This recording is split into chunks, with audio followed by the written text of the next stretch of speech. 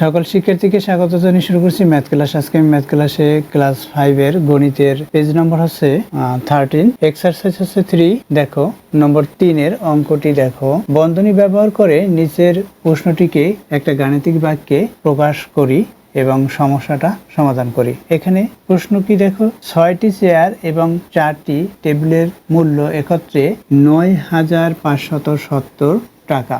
একটি চেয়ারের মূল্য 625 টাকা হলে একটি টেবিলের মূল্য কত আমরা হিসাব করব। তাহলে লিখি সমস্যাটি গণিতের ভাষায়। আমরা এখানে দুইভাবে এই অঙ্কটি গণিতের ভাষায় লিখতে পারি। প্রথমে দেখো সহজভাবে প্রথমে সমাধান দেই, যদি বুঝতে তোমাদের সমস্যা হয় তাহলে বিকল্প নিয়ম করে দেখাবো। দেখো এখানে একটি চেয়ার এবং 4টি টেবিলের একত্রে মূল্য এত টাকা। একটি চেয়ার এবং 4টি টেবিলের মূল্য হচ্ছে 9,570 টাকা। একটি চেয়ারের মূল্য হচ্ছে এত টাকা, 625 টাকা। একটি চেয়ারের মূল্য 625, 6টি চেয়ারের মূল্য কত আমরা বের করতে পারি। তাহলে আমরা লিখতে পারি, এখানে দেখো একটি চেয়ার, এখানে কথায় লেখা আমরা সংখ্যায় লিখবো। একটি চেয়ারের মূল্য এত টাকা, অর্থাৎ 6টি চেয়ারের মূল্য। দেখো প্রথমে লিখি একটি চেয়ারের মূল্য 625 টাকা, অতএব 6টি চেয়ারের মূল্য কমা দেই। এখানে উপরে লেখা আছে বিধায় এখানে কমা চিহ্ন আমরা ব্যবহার করতে পারি। বেশি হবে 6টি চেয়ারের মূল্য। একটি চেয়ারের মূল্য যদি এত টাকা হয়, 6টি চেয়ার, এখানে একটি চেয়ার, এখানে 6টি সংখ্যায় বেশি, সুতরাং এখানে মূল্য বেশি হবে। অর্থাৎ এখানে জিনিসের সংখ্যা বাড়ছে বিধায় এখানে মূল্য বৃদ্ধি পেয়েছে, তাই এখানে গুণ হয়েছে। অর্থাৎ 625-এর সাথে গুণ কত, 6টি চেয়ার, তাই 6 গুণ হলো এত টাকা। এখানে টাকা লেখা আছে, কমা ব্যবহার করি। দেখো এখন এখানে একটি টেবিলের 4টি টেবিল এর সাথে যুক্ত করা এই টাকার সাথে, তাহলে আমরা সমস্যাটি গণিতের ভাষায় লিখেছি, এই অংশটুকু করেছি। এখন এই যে টোটাল যে টাকা, এই টাকা থেকে আমরা এই টাকাটা, এই যে এখানে 625-এর সাথে 6 গুণ করলে যেটা হবে সেটা হচ্ছে 6টি চেয়ারের মূল্য। এটার মধ্যে 6টি চেয়ারের মূল্য আছে এই সংখ্যার ভিতরে, কারণ একটি চেয়ারের মূল্য দেওয়া আছে, 6টি চেয়ারের মূল্য আমরা এটা বের করেছি। এখন আবার 4টি টেবিলের মূল্যটা দেওয়া আছে, একটি টেবিলের মূল্য বের করতে পারছি। অর্থাৎ আমরা যে এই যে টোটাল যে মূল্য, অর্থাৎ টাকা দেওয়া হয়েছে ক্রয় মূল্য, সেটা থেকে এটা বিয়োগ করব। যখন বিয়োগ করব 4টি চেয়ারের মূল্য বের হবে। তাহলে সমস্যাটি গণিতের ভাষায় এটুকু না লিখে, এটা বোঝানোর জন্য ব্যাখ্যা দেওয়া হয়েছে, এটুকু না লিখলেও হবে। অর্থাৎ এভাবে লিখতে হবে সমস্যাটি গণিতের ভাষায় লেখার পরে, 9,570 বিয়োগ কত টাকা, এই টাকাটা হয়, কারণ এখানে 625, কারণ এখানে মানে 6টি চেয়ারের মূল্য দেওয়া, 625 গুণ 6, এটা 6টি চেয়ারের মূল্য দেওয়া। এরপর কি এখানে আমরা সেকেন্ড ব্র্যাকেট ব্যবহার করব। এরপর যেহেতু একটি টেবিলের মূল্য বের করতে বলেছে, সুতরাং এই যে টাকাটা পাবো, অর্থাৎ এই যে চেয়ারের মূল্য, যখন এই মোট মূল্য থেকে চেয়ারের মূল্য যখন বাদ হবে, টেবিলের মূল্য থাকবে, অর্থাৎ 4টি টেবিলের মূল্য থাকবে।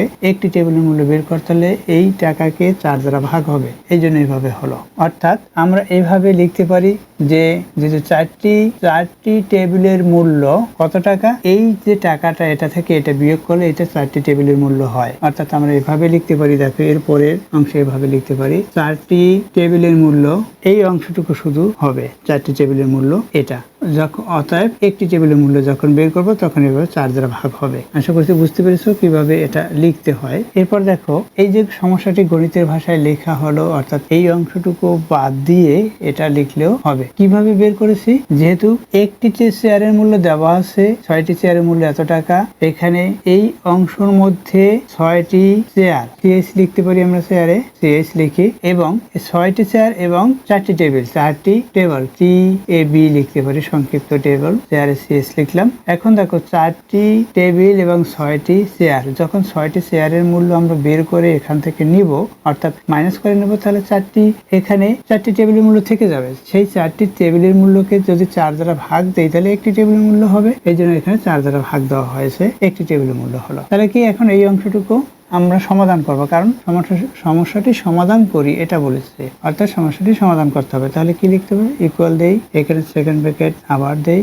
এরপর কি 9570 বিয়োগ, এটা আমরা গুণ করব, গুণ করে এখানে লিখবো। দেখো এটার সাথে এটা গুণ করি, 5×30, 30 শূন্য, 6 এর সাথে 2 গুণ করি 12, আর 30 যখন শূন্য লিখেছি হাতে 3, 12 3 15 হবে, 15 5 হাতে 1, 6 36 আর 1 37, এটা হলো।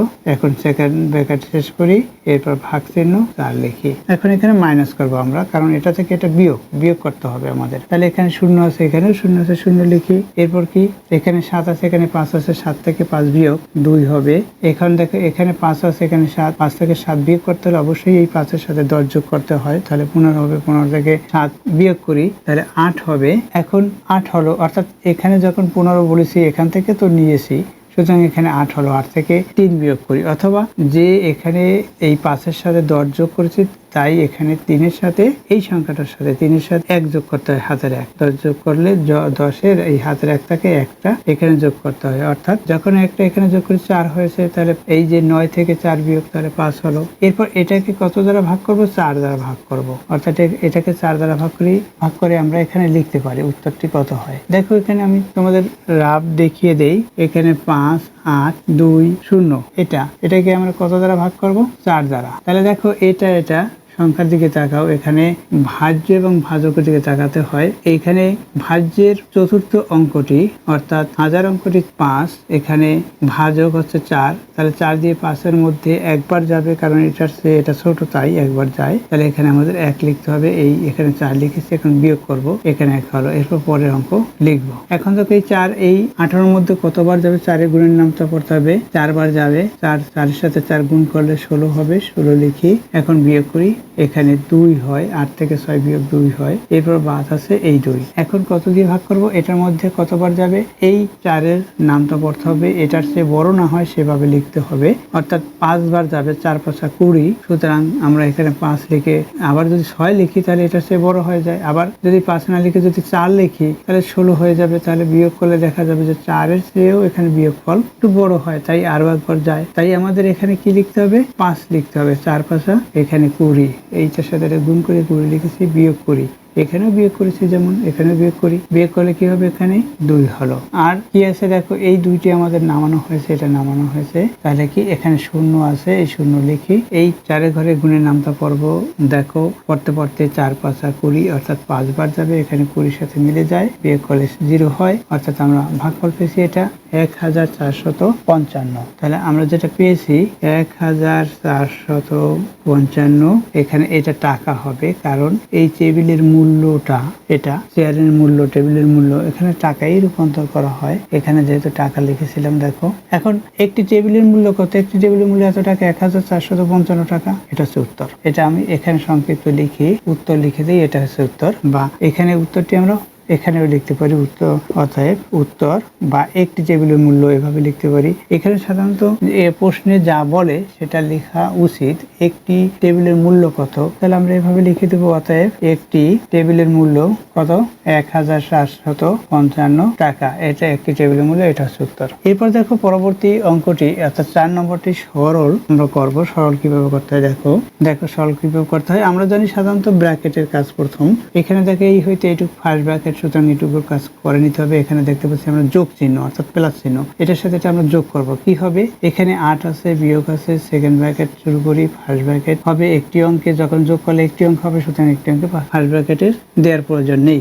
তাহলে আমরা যোগ করি, দেখো এই 4 এর সাথে 2 যোগ করি 6, 3 এর সাথে 1 যোগ করি, এখানে 2 এর সাথে 1 যোগ করি 3, এটা হলো। এরপর কি, ভাগ চিহ্ন, এটা এক ব্র্যাকেটে চলে আসছে, এখানে ফার্স্ট ব্র্যাকেট দেওয়া যাবে না, এক ব্র্যাকেটে দেওয়ার প্রয়োজন হয় না। এখানে 18 আছে, 18 লিখি।